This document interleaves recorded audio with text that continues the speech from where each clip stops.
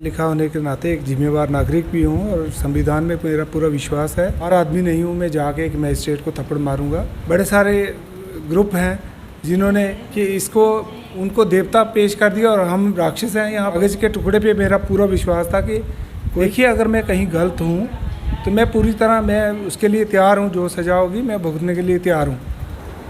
कल सुंदरबनी के अंदर जिस तरह से तहसीलदार सुंदरबनी और आम जनता की बात करें तो उनके बीच मारपीट का मामला सामने आया, जिसके बाद 3 लोगों की बात करें तो वो इसमें घायल हुए और तीनों लोग जो हैं वो जीएमसी जम्मू की बात करें तो वहाँ पर उपचाराधीन हैं।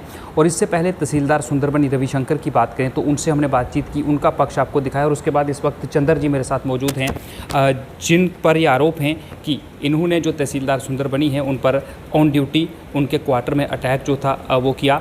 हालांकि ये भी यहाँ पर भर्ती हैं, इनसे भी बात करेंगे। चंद्र जी, ये जानना चाहूँगा कि क्या ऐसा मामला हो गया, क्योंकि आप भी पढ़े लिखे हैं, एक ऑफिसर हैं एक विभाग में और तहसीलदार साहब जो हैं वो मौके के मैजिस्ट्रेट होते हैं। आप पर आरोप ये हैं कि आप उनके क्वार्टर में जाते हैं और मारपीट करते हैं उनके साथ। ऐसा क्या हो गया कि मामला मारपीट तक पहुँच गया? देखिए, ऐसा मैं एक पढ़ा लिखा होने के नाते एक जिम्मेवार नागरिक भी हूँ और संविधान में मेरा पूरा विश्वास है।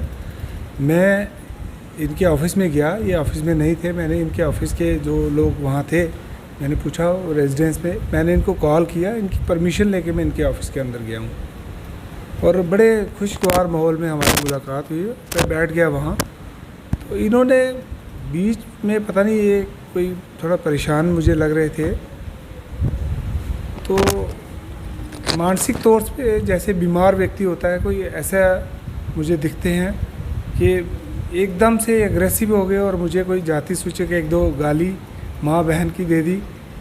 तो मैंने कहा बिहेव लाइक एन ऑफिसर। मैंने उनकी बात करें, क्योंकि हम उनसे भी बातचीत करके आए हैं। उन्होंने कहा कि वहाँ पे एक एंटी एनक्रोचमेंट ड्राइव चलनी थी जिसका एक स्टे लेकर आप उनके पास पहुँचे थे और वो स्टे जो था उन्हें देखकर ऐसा लगा कि यहाँ पर कोई गली नंबर, मोहल्ला नंबर, कोई खसरा नंबर नहीं है।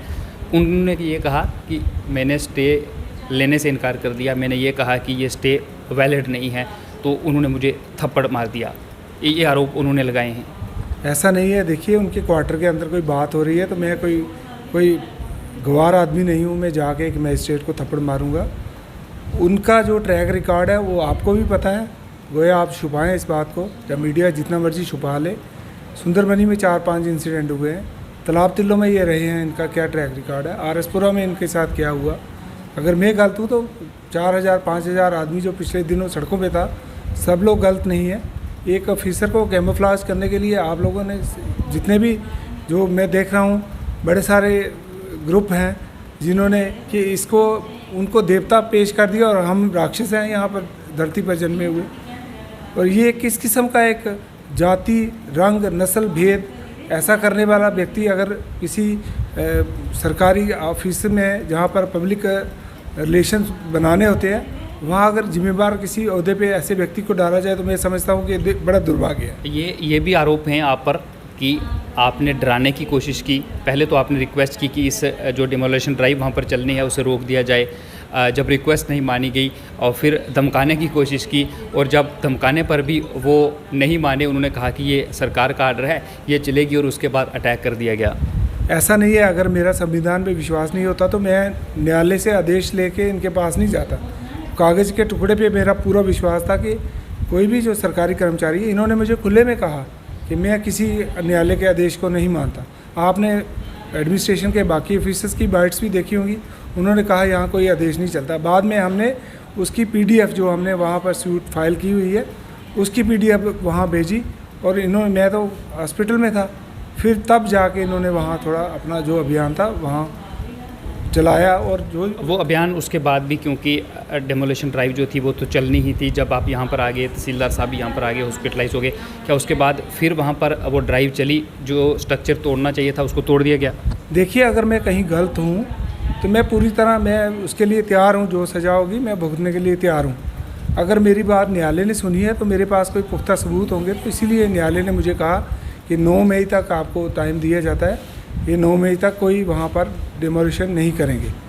तो मुझे भी किसी क्वार्टर से पता लगा कि ये लोग आज ही चलाने वाले हैं। मैं तो कालाकोट में नौकरी करता हूँ, मैं तो जा रहा था, मैंने छुट्टी रखी अपनी, मैंने कहा नहीं मुझे आज इनको आदेश आप दिखा के आऊँ, तो मैं किसी ऐसी मेलाफाइड इंटेंशन से वहाँ नहीं गया, मैं तो अपनी दरख्वास्त लेके गया। मैं आखिरी सवाल आपसे करूँगा, आपकी तहसीलदार साहब की और उन पुलिस वहाँ पर थी, वो तो बातचीत हमको समझ आता है, लेकिन जो बाहर लोग 40 से 50 की संख्या में इकट्ठे हो गए थे, वो किसने बुलाई? देखिए, मैं भी एक सामाजिक व्यक्ति हूँ, मैं वहाँ का रहने वाला हूँ। जब तहसीलदार साहब भी वहाँ के ही हैं, बाहर के नहीं हैं लोग। ये जब कोई बात होती है तो चर्चा तो होती है। मैं आधे घंटे से लहूलुहान वहाँ गेट के बाहर खड़ा हूँ, मेरी बात सुनी नहीं जा रही थी, तो उसका जो स्वाभाविक था, अगर मेरे ऊपर कोई किसी ने, मैं लहूलुहान वहाँ खड़ा था, तो किसी को क्वार्टर के शीशे तक तोड़ दिए गए पत्थरबाजी करके, वो क्या आपके साथ लोग थे या कोई और ऐसे लोग थे जो इस मौके का फ़ायदा उठाना चाहते थे? अगर किसी ने आपके वहाँ वीडियोग्राफी की है तो आप देख लें कौन है। हमें तो इस चीज़ की कोई जानकारी नहीं है कि अंदर क्या हो रहा था, मैं गेट के बाहर खड़ा था वहाँ। अब आप क्या अपील करेंगे, क्योंकि पुलिस तो बीच में आ चुकी है, मामले की जांच होगी, जो कार्रवाई होगी वो होगी, लेकिन आप क्या कहना चाहेंगे अपनी तरफ से सबको लेकर? देखिए, निष्पक्ष जांच हो, अगर दोष उनका है तो उनको भी सज़ा दी जाए, अगर मेरा दोष है तो मुझे भी दी जाए। ये नहीं है कि वो मजिस्ट्रेट की पोस्ट पे है तो वो आके किसी को भी थप्पड़ मुक्के मारना शुरू कर देंगे। 2 दिन पहले इन्होंने किसी बुज़ुर्ग महिला को कहा क्या मैं तेरे सामने नंगा होकर खड़ा हो जाऊँ। इस किस्म की अभद्र भाषा ये अपनी माता जब बहनों से इस्तेमाल करेंगे।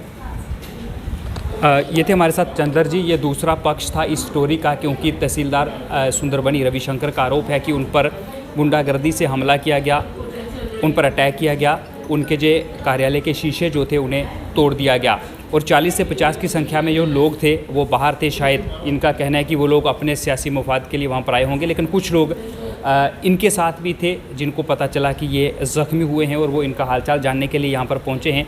अब ये दूसरा पक्ष था, पुलिस जांच कर रही है, एक जांच कमेटी बनी है और एडीसी कालाकोट के नेतृत्व में वो कमेटी बनाई गई है जो जांच करेगी। अब जांच के बाद ही पता चलेगा कि आखिर गलती जो है वो किसकी है। लेकिन इस पूरे एपिसोड को लेकर आपकी क्या राय है? क्या इस तरह के हादसे होने चाहिए? कमेंट बॉक्स में कमेंट ज़रूर करें। मुझे नहीं जा